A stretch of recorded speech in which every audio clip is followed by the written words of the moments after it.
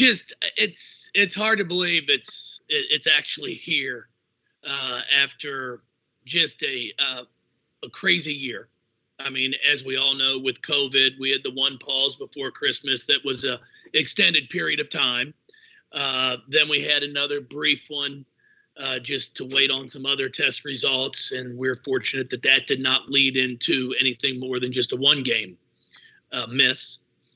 But I've just got to praise our athletic department, our support staff, our medical staff, and then our players. I mean, from day one, when we had to talk about this back in June, when we were going to be able to bring our student athletes back on campus, we had some blunt, direct conversations with our student athletes. I pretty much told my kids that, you're coming back here to train and get prepared for a season.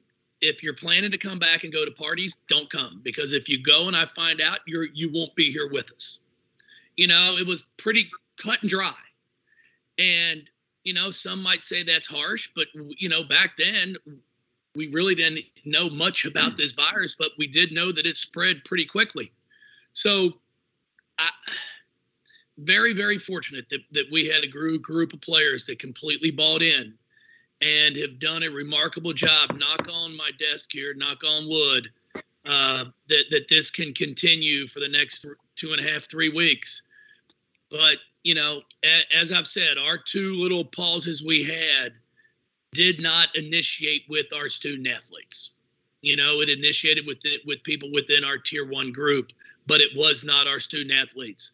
So I'm just very grateful to them and their families as well, Fred, because, we had some families that came to games and it was like, hey, you can wave to them, but we just can't take that risk of, you going out to eat and giving them a big hug and all that stuff. And it wasn't easy for any of them, but we're finally where we thought we could get, and that is the opportunity to play in the NCAA tournament.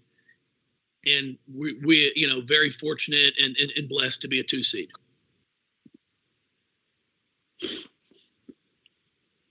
Hey, Jeff, it's Cameron with the Courier-Journal. Kind of off that, the consistency that your team had, even despite COVID. I mean, even off both your pauses, you won the game off your pause. You won 11 straight in January. How much do you feel like their ability to consistently handle that throughout the season, helped pave the way for the success you guys had this year?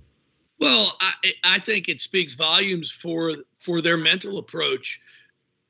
Vanessa Shannon, our sports performance works with our student athletes here in women's basketball, and I think she does an outstanding job of working with them on how to handle adverse situations. And this entire season was an adverse situation. You never knew what to expect.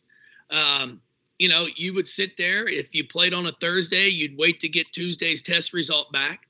And if it's all negative, then that cleared you for Thursday's game. But you'd be cleared for Thursday's game, but then you'd be waiting to see what your opponent, if they cleared it.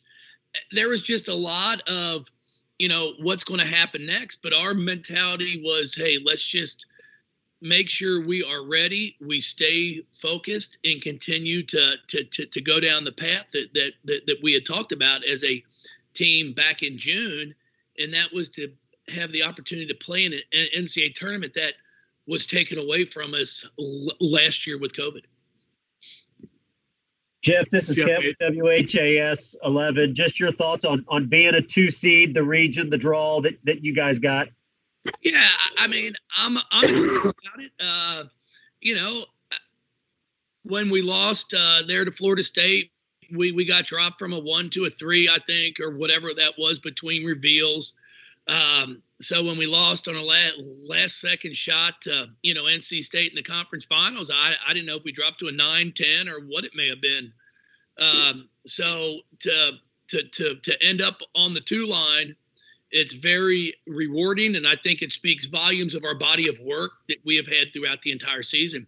And then, the ACC had the most teams of any conference make the NCAA tournament. So I think it also speaks volumes of how good our league is.